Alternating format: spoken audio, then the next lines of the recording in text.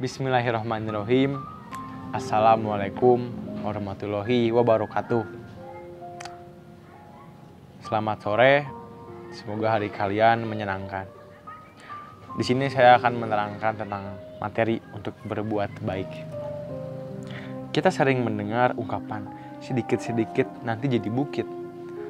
Hal-hal besar tidak perlu selalu hadir dari pekerjaan besar. Hal besar juga bisa lahir dari hal-hal terkecil atau terlihat sepele. Tapi lambat laun menjadi besar. Ya begitulah, memang kita sering hanya melihat segala sesuatu dari hasil.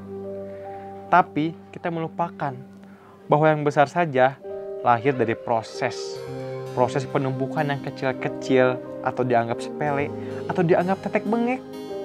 Bukan pasir yang dulunya hanya butir-butir kecil biasa menjadi gunung pasir atau bahkan padang pasir yang sangat luas. Hal itu juga berlaku dalam kehidupan kita. Kita sering menyepelekan hal-hal kecil, padahal hal-hal kecil itu bernilai. Bahkan jika berakumulasi, hal-hal itu menjadi besar. Sadarkanlah kita bahwa segelas air putih akan tampak tidak berarti jika disandingkan dengan seminuman mewah lainnya. Tapi air putih bisa sangat berarti bagi seseorang yang sangat kehausan di tengah terik matahari. Perbuatan baik yang kecil sering kita anggap tidak ternilai. Membuang duri di tengah jalan menjadi tampak sepele. Tapi jika tidak disingkirkan, akan ada orang yang terluka. Jika perbuatan baik yang tampak sepele sering dilakukan, ia akan menjadi tumpukan yang sangat besar. Sebaliknya, misalnya mengunjing orang lain mungkin bagi kebanyakan orang dianggap sepele. Tapi perbuatan kecil itu akan berdampak negatif secara luas. Bayangkan saja betapa banyak kepanikan sosial, isu-isu, desus-desus, stigma, pembentukan opini, bahkan yang meski faktual tapi termasuk penggunjingan akan berdampak besar dari sistematik di masyarakat. Tak hanya perbuatan baik yang kecil, melainkan perbuatan jahat yang juga rutin dilakukan akan berdampak besar.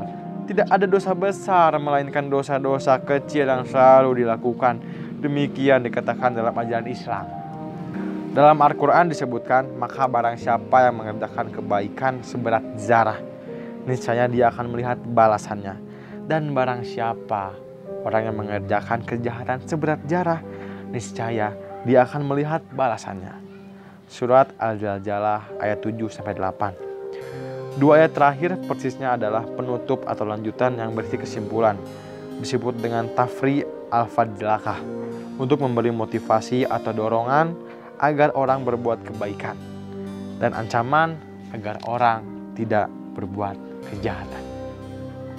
Penutup yang berisi kesimpulan merupakan penjelasan ayat sebelumnya tentang mengapa manusia dikumpulkan dan mengapa mereka diperlihatkan hasil perbuatan mereka di dunia.